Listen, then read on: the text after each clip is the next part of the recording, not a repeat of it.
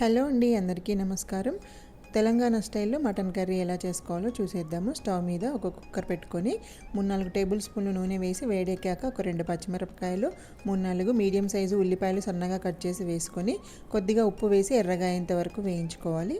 ఇప్పుడు ఒక 2 టీ స్పూన్లు అల్లం వెల్లుల్లిపాయ పేస్టు, అర టీ స్పూన్ పసుపు వేసి పచ్చివాసన పోయేంత వరకు వేయించాక కొద్దిగా కరివేపాకు వేసి వేగాక ఇక్కడ ముందుగానే కడిగి పెట్టుకున్న మటన్ వేసుకుంటున్నాను.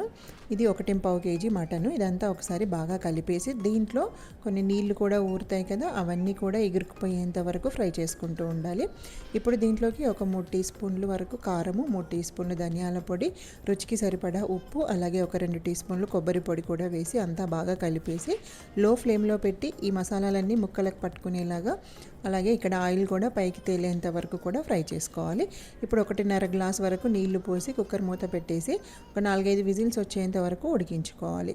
కుక్కర్ ఆవిరిపోయాక మూత తీసేసి వేయించి పొడి చేసి పెట్టుకున్న ధనియాల పొడి 1 tablespoon, 1 teaspoon garam masala, కొద్దిగా కొత్తిమీర కూడా వేసి ఈ గ్రేవీ అనేది చిక్కబడేంత వరకు ఉడికించుకుంటే మటన్ కర్రీ రెడీ. వీడియో నచ్చితే సబ్స్క్రైబ్ చేసుకోండి.